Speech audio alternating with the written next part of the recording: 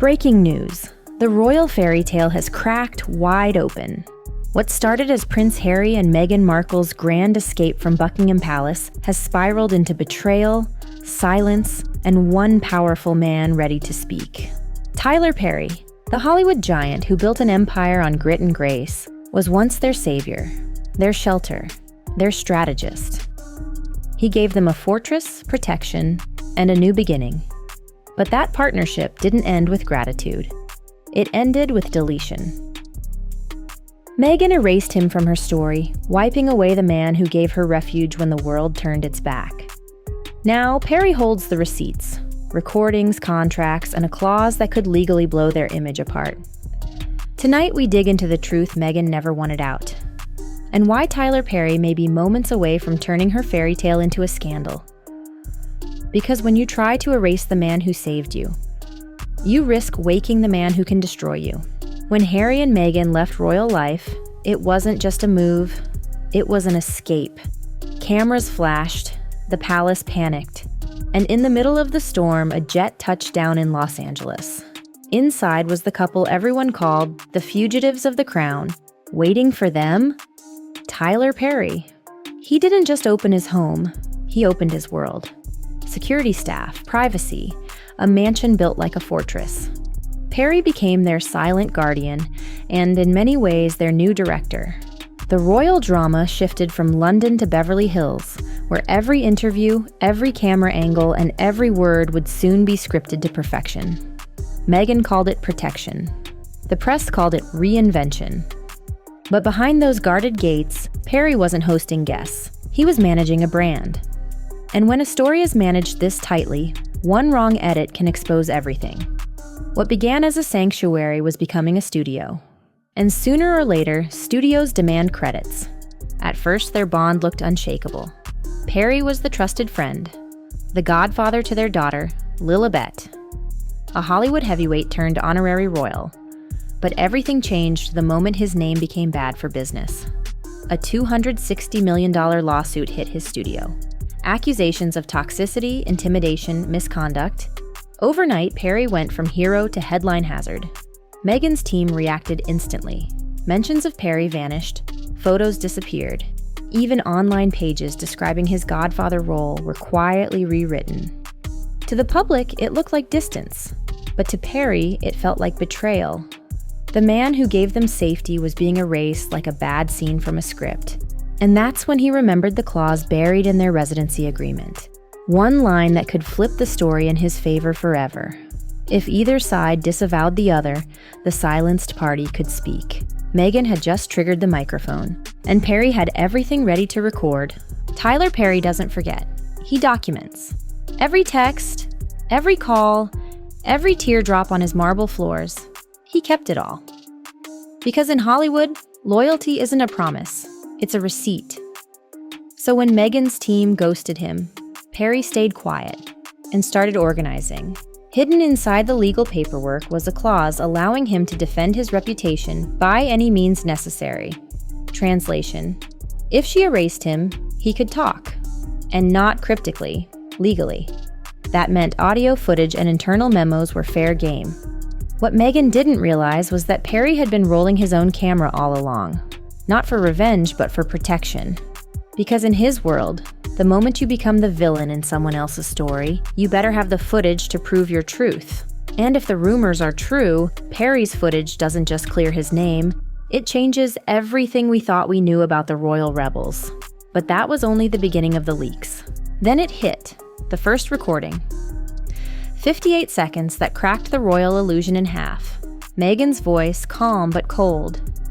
If we overuse the Diana card, they'll say we're manufacturing grief. In the background, Harry muttered, "Netflix doesn't want us crying again." The clips spread like wildfire. Hashtags exploded.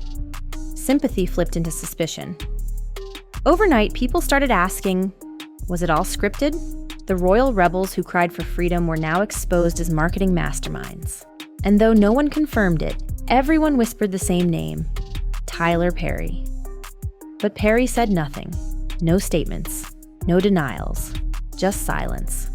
And that silence was louder than any press release. Meghan's team scrambled to spin it, calling it out of context. But the public wasn't buying it. The fairy tale had cracked, and every second Perry stayed quiet, the world grew more certain. That clip was just the opening scene of a much bigger story waiting to drop. The backlash was brutal. Brands froze, deals disappeared, sponsors whispered about morality clauses. Meghan's carefully curated empire was bleeding credibility. Her team pushed feel-good photos, yoga, baking, family time, but it only made things worse. People saw it as fake, a filter over a fire. Meanwhile, Harry unraveled, snapping at staff, flying back to the UK in secret, calling old palace aides, perhaps searching for something real. Rumors swirled that he wanted to return, even part-time. For the first time, Meghan wasn't controlling the story. Perry was. And the irony was poetic. The man she'd erased was now the one holding the pen. Every silence, every rumor, every unanswered question made Perry more powerful. Meghan's world was spinning out of control, and the man she thought she'd deleted had just become her biggest headline. But the next leak would make the first look like child's play. The second recording hit harder. Harry's voice weary. If we look too polished, it's fake. But if we lean into pain too hard, it's manipulative. Meghan answered softly.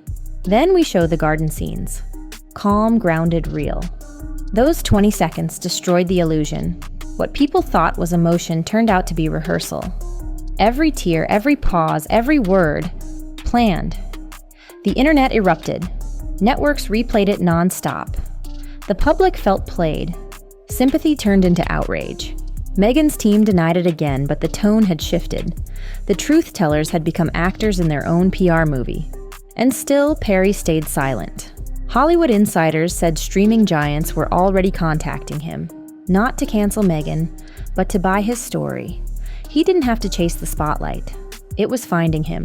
And Meghan, for the first time, couldn't control the edit. The woman who once directed her own narrative was now trapped in someone else's production. While Meghan's world burned, Tyler Perry stood still. No tweets, no interviews, just quiet confidence. The leaks kept coming. Small, surgical, and devastating. They weren't revenge drops. They were chess moves. Each clip perfectly timed, perfectly legal, under the same contract Meghan once signed. Public opinion flipped overnight. Perry wasn't the enemy anymore. He was the insider with receipts. Studios that once distanced themselves came back. Reporters called him Hollywood's silent avenger. Meanwhile, Meghan's lifestyle brand relaunch collapsed within days. Every post was flooded with backlash. Former allies vanished. She tried to pivot back to peace and healing, but the internet had moved on. And behind it all, Perry's steady silence echoed louder than any statement she could make. The man she erased was now the man defining her downfall. And just when people thought the saga was over, one more document surfaced. The final leak wasn't a clip, it was a contract. Dated weeks after Harry and Meghan arrived at Perry's estate. One page, one signature. Tyler Perry, listed not as host, not as friend, but as strategic advisor. It confirmed everything. Their escape wasn't spontaneous.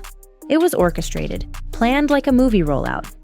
Every interview, every documentary, every emotional confession, mapped out long before the cameras rolled. The public felt duped. The fairy tale had officially become a franchise. And for Perry, that paper was vindication. He didn't need revenge. He just needed truth. Meghan's empire, built on vulnerability, collapsed under exposure. Harry faded into silence. Perry walked away with reputation restored and narrative reclaimed. The man who once built a shelter for royals fleeing a kingdom had now built a legacy on the ashes of deceit. Because in the end, Tyler Perry didn't expose Meghan Markle to destroy her. He did it to remind the world that loyalty can be erased, but receipts never die.